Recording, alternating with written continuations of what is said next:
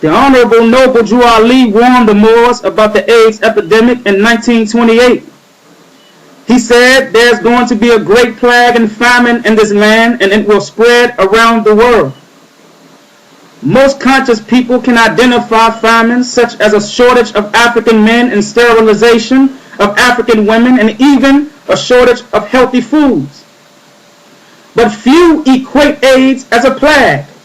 Yet the American International AIDS Foundation posted these alarming facts for the year 2000.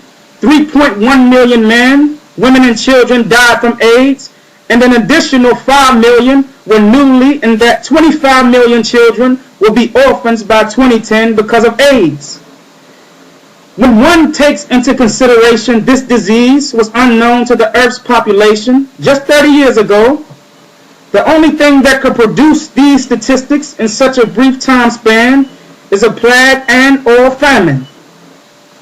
A key strength to the covert actions of any secret society lies in its ability to control public consciousness. This is why oath-making as an allegiance of one man to another is such a dire necessity among most European-based societies. When compared to ancient African holistic cultures, today's Western colonialism is mere surface civilization. Unbeknownst to most people, their so-called modern societies are largely established upon clandestine histories and evil intents. Evil is always a man-made degree. They are the wrongdoings of man against other men, although most wickedness is hidden. But in fact, one of the greatest assets of the Illuminati, even beyond its financial enormity, is its media dominion. CBC, CNN, Time Warner, New York Times, Wall Street Journal, and etc. It must be remembered, the exclusive purpose of any undercover operation is to ultimately harm or destroy what man has deemed as his enemy. And he then must accomplish this endeavor without being detected or realized as the aggressor. The word enemy is often used to justify the intent and covetousness of an evil. The secret of AIDS is to hide the evil intent of such a contrived operation. There have been countless deadly campaigns lodged against people of color by the pale-skinned nations of Europe, especially during the latter 400 years of Western conquest. The majority of these atrocities have never been publicized, or they were uncovered much later to the horror of fiend Americans and remorseful juggernauts. The now dubbed AIDS epidemic, which is nothing shy of viral warfare used globally against humanity in the final effort of population control.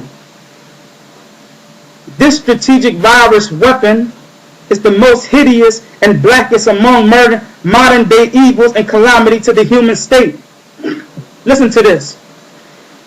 AIDS is a man-made disease.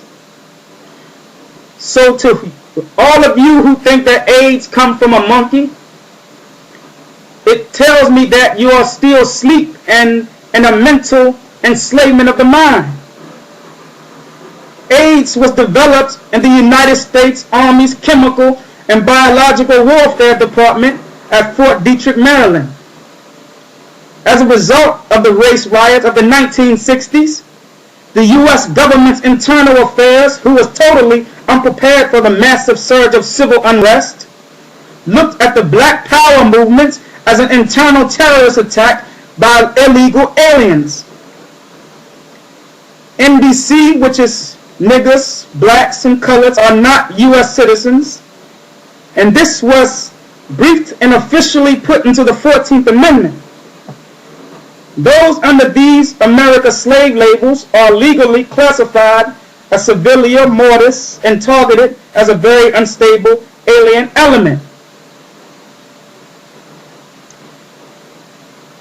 Perhaps here the reader should also be reminded